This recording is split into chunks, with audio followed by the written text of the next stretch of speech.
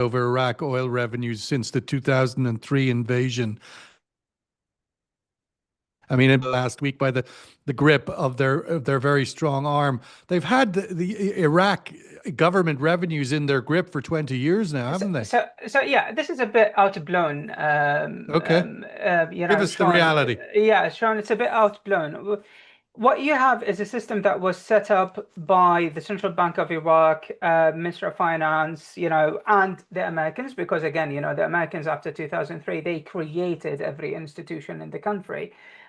The way it works right now is that these bank accounts, as I understand it, in New York are vital, are very important for the proceeds coming in. So, when SOMA, the state oil marketer, goes and sells oil, the proceeds come after 1 month or 2 months into that account, but they are immediately moved somewhere else. So when they are moved, they go through different, processes and transactions. They end up in something called the foreign reserves of the Central Bank of Iraq. Now, this one is diversified. It is put into several reserve banks, in the world, several central banks, commercial banks. So, you have around 25, 30%, depending. I have to look back at the data. That remains in the US bank accounts, but not all of it. Now, what happens if the Iraqis are blocked from using their accounts at the Federal Bank of New York? Yeah, that is going to be problematic. It's going to upend the money flow process back into Iraq, oil proceeds. And the government and the central bank are not prepared. They have not created any kind of alternative measure, to replace this flow process if this happens. Now, but again, with Iraqi politicians, they have seen these threats before, and what they are hoping is that, they are going to weather this like they did in the past. And, hopes are for some elements within the Shia coordination framework, which is the largest bloc in parliament and the one that is going to form the government, is that, Noor al-Maliki will appeal to Mr. Trump as a strong man. He will be able to restrain the militias and also balance relations between Washington and Tehran. But of course, his nomination is not a done deal. There could be more twists and turns in incoming days. Very important thing to watch today, and I'll end with this, is the parliament going to choose the president of the republic, who's a Kurdish. So that will give an indication if the former prime minister is going to get Kurdish support for his nomination. Let's go back to Asia, of course, June, where really this is an oil market. I mean, there's one thing about whether you get maximum supply coming out of the Gulf, as indicated earlier by Daniel, that the increased oil supply out of the Gulf is sort of holding up the revenues, even though the price may be down. The question ultimately is, where is the appetite in Asia for more oil? Is China? We're seeing Chinese industrial profits rose last year in 2025 for the first time in 4 years. This China economy is defying the gravity of prediction that slowdown is its outcome. Where's China at, do you think, this year for appetite for more oil, more energy, more production? So China's story has always been growth in terms of the petrochemical side. That picture, I don't think will change in any time soon.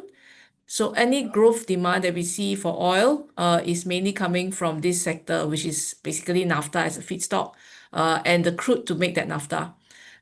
We are seeing gasoline and gas oil demand falling off.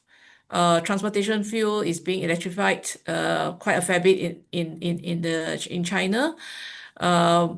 In terms of refining units coming up in China, we have a 300 KBD1 plan for startup second half of this year called Hapco Narinco Refinery. So that's an additional demand factor for crude. And finally, for strategic petroleum reserves, there is a lot of new builds coming online this year, and there will be a mandate to fill that as well. In terms of security, they will want to fill, given the high risk that we are seeing in the markets right now from Russian, from Venezuelan, and even now Iranian supply, which they have been a big buyer of.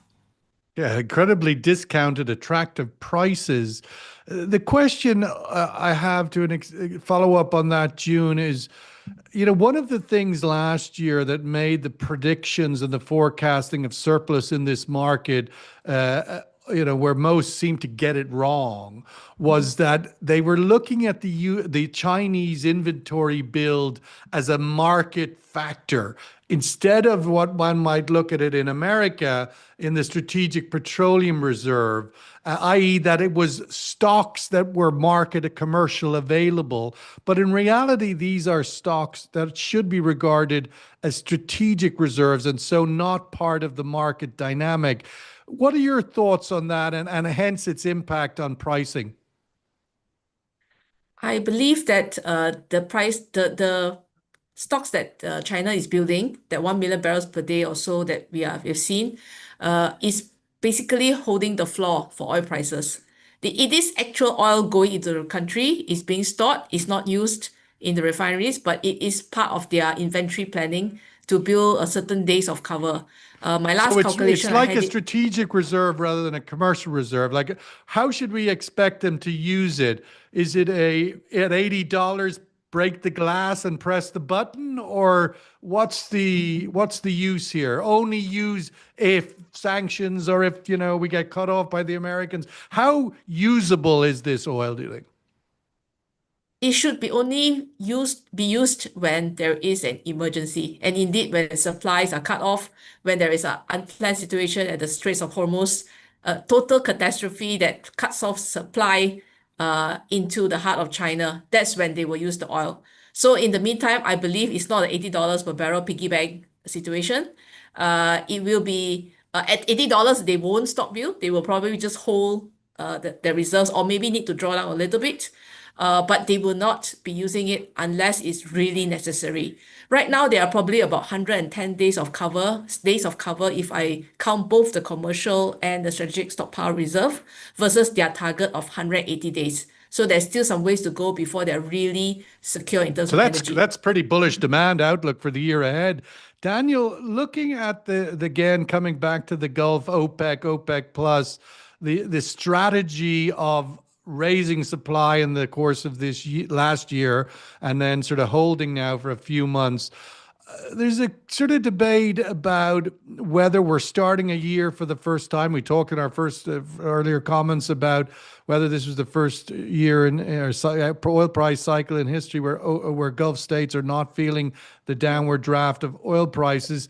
Is this also the first time in the similar history where the region is no longer being guided by or targeting price, and it's now targeting full production, maximum production, like any other commodity producer in the world? Yeah, I think there was clearly a change of strategy last year. The attempt to put a curb under prices, a floor under prices, didn't seem to have been working. So, they have clearly shifted to a degree. But given the pause we've seen over the last few meetings, I think it's fair to say it's not a complete reversal of strategy. There are limits to how much they want to flood the market at present. They've managed to make those incremental increases over. They've had a pause the last couple of meetings, likely to one upcoming. Prior to that, they had those incremental increases in production, and there wasn't a material impact on prices. So I think they're waiting to see a little bit how the start of the year plays out. We'd agree with consensus that this will likely be a pause, but we still see scope for further growth in output through the rest of the year, barring any material collapse in prices, which hasn't materialized to date. Clearly, there has been a bit of like we've seen the last 2 years, really, that geopolitical bump, which then gets kind of erased over the next several weeks as the fundamentals come back into focus. We forecast an average of $60 a barrel this year, but the risk to either side. Yes, sir. Let's go to the survey question, actually, before we go into the last comments here. U.S. maximum pressure campaign on Iran is just another taco moment. Agree or disagree with that statement as sort of the opening comments we had here this morning? But Yusar, I wanted to get your thoughts on that, not, another element of that, which is kind of I think another bit of a tug of war in the market at the moment, which we've seen on the back of events in Venezuela. Now, of course, Venezuela simply arrested, a man and his wife, left everything else in place, and obviously put a greater grip on the oil industry there. But what they did do quite significantly in the context of the moment was Venezuelans' oil industry and oil exports went from being something that was sanctioned and dark fleet into now part of the accepted, normal regulated market, i.e. Vitol can pick it up and make a few bucks. Same things could happen here with Iran, right? If indeed the worst case scenario evolves with Iran in terms of the conflict, but the outcome on the other side could be yet another. This could be bearish for the oil markets. Your thoughts on these political developments, the markets seeing them maybe as a bearish outcome? Again, Sean, regime transformation, or the Venezuelan model has been. So many experts have been talking about it as a probable scenario in Iran. Again, what happened in Venezuela required leadership on the ground that would cooperate with the US. Venezuela is very different ballgame to Iran. Venezuela was defenseless. It didn't have any missiles. It didn't have any local proxies, although all of that has been eroded by, the war in Gaza and all the results from that in terms of the dismantling of Hezbollah and the fall of the Assad regime and so on, and the deterrence that Iran has is weaker than it was, but it's very different from Venezuela. The Iranians can defend themselves. If the regime is under threat, it will go for a last-ditch defense that could include the Strait of Hormuz. That's still there as a possibility. So it's very hard. It's not clear how how Washington can find any local allies within Iran or within the system there, within the IRGC, within the regime who are willing to, topple it from the inside or help with, concessions to the US. It's not clear that is going to happen in Iran, and certainly been the case for some time, right? It hasn't happened up to now, despite previous eras of maximum pressure. Exactly. So what could happen? There is a scenario where we have a limited strike by the Americans. President Trump would take some credit for it, says all is good, all is done. I have stopped another war, and moves on. Or he keeps this armada there, keeps on pressuring the Iranians until something happens, something gives. Now, within Iran, within the institutional leadership. The Ayatollah Ali Khamenei, he is old. He doesn't have a replacement. There are people even within his own ranks who are not happy with how stubbornly anti-US and not willing to concede or to reach middle grounds with the Americans he is. So that could be used somehow. Even the leadership within Iran, the institutions, they are not homogeneous. But again, it's not very clear how things will go ahead. And this is why I didn't want to speculate when you asked me of what is going to happen next. It's really 50-50. Yeah, it's obviously very, we've been down this path so many times, the boy crying wolf, and so many times. And yet last year, there was obviously a breakthrough, that is unprecedented, and one now has to take it on a much more serious level. June, looking forward, going into the Chinese New Year, the outlook for China growth, Asian growth. It seems that despite all the tariffs, the trade, the burdens of 2025. Even the traumas in Japan and so forth, that the Asian economies and consumption all look rather robust. The narratives in the headlines are pretty scary, but on the ground, people are buying McDonald's and going to the movies. Yeah, I agree with that. The economy has been much more resilient than anyone would have thought, looking back almost 1 year since the tariffs were out. And I think the governments here are doing a good job trying to find diversification against just going into the US for exports. China themselves has been growing domestic demand as well. And I think overall, there is a lot more, how would I say, really a lot more support in intra-region, right? There's a lot more cooperation to get things as an internal bloc to manage the economies within our Southeast Asia, for example. What about the impact of the soaring gas prices in the US? Is that going to have any knock-on effects, given that obviously Asia is the biggest importer of LNG? And The gas, surprisingly, is more currently the Henry Hub pricing and the TTF pricing, which are all the pipe gas. It hasn't really filtered down drastically to the LNG market yet. So the LNG prices, like JKM pricing into Asia, has not increased as much as you would expect. So we haven't seen that pricing disconnect to our markets here. okay, well, let's see if that dominoes continue to filter through. If it holds at these levels in the US, that could be quite dramatic. Daniel, I wanted just to close out with your thoughts or what the bank thinks about this current $5,000 and climbing in the gold price. What does it represent? I mean, it seems you would say some distance back, maybe at $3,000 or $3,500, one might continue to articulate, inflation hedge and all of that stuff. But now at 5,000 and climbing, what does it look like? And as we're seeing other central banks around the world, Poland getting a lot of headlines in buying gold, as is China. Where are the Gulf states' appetite for gold?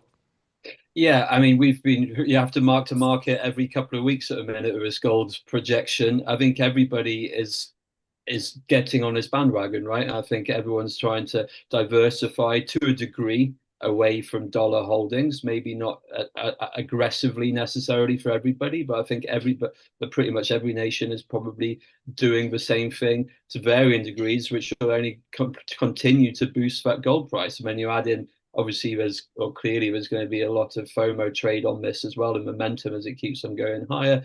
And then, the inflation hedge, like you say, is probably a lesser story, but just for general, uncertainty of high debt levels, expanding government debts in developed markets all around the world, everything is pointing towards higher, and it's really hard to put a ceiling on it at present, because if you do, you're probably going to be behind the curve within several weeks.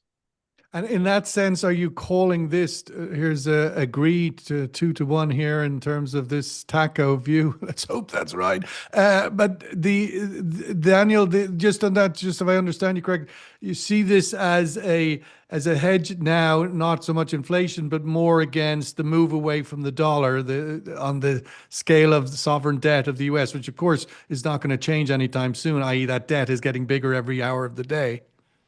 Yeah, precisely. I think that's a pretty significant component of it, and and just for general, I think de-dollarization is perhaps overblown, but clearly there is an argument of, has there been weaponization of US financial markets, or over the past several years, and many countries will want to insulate themselves from that kind of risk. Does that, just to wrap up, sorry, does that put any particular challenge to the Gulf peg on the dollar? No, I mean, we don't see any risk to that at present. It doesn't make sense from every facet, whether it's for petrol, oil pricing, or this general stability. Is just, we see no risk to that peg at present. Okay, no risk to the peg. Let the dollar keep falling and let gold keep rising. Who knows?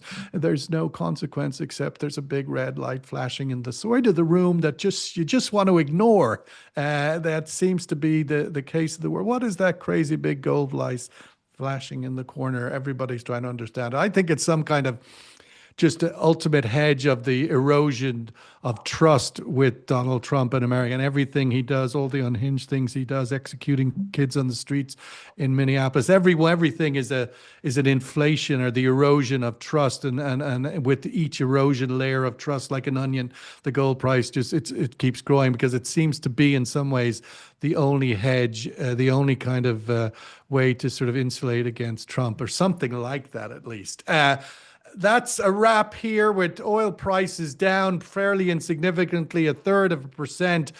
But nonetheless, you would think with the backdrop of Trump's armada in the region, maximum pressure on Iran, that oil price would be higher. Even if we don't get to conflict, one would anticipate that there must be some big squeeze on Iranian oil exports at very least, which we saw the last time the maximum pressure genie was out of the bottle in Trump 1.0. They were quite successful at that time at squeezing Iraqi exports down to practically nothing. Will they do that at this occasion? That might be one for the oil markets to keep an eye on. Daniel Richards in Dubai, thank you so much. June Go in Singapore, really appreciate it. And Yasser Al-Maliki in the early hours of the dark winter morning in London, thank you so much. We look forward to being there next few weeks. We'll see you in London for IE Week, and we'll experience some of those dark, black, rainy mornings. And so we'll feel bonded with all our London friends, at least for a few days, and then we'll get the hell out of there. Thank you, guys. Have a great week. All the best. Bye. Thank you.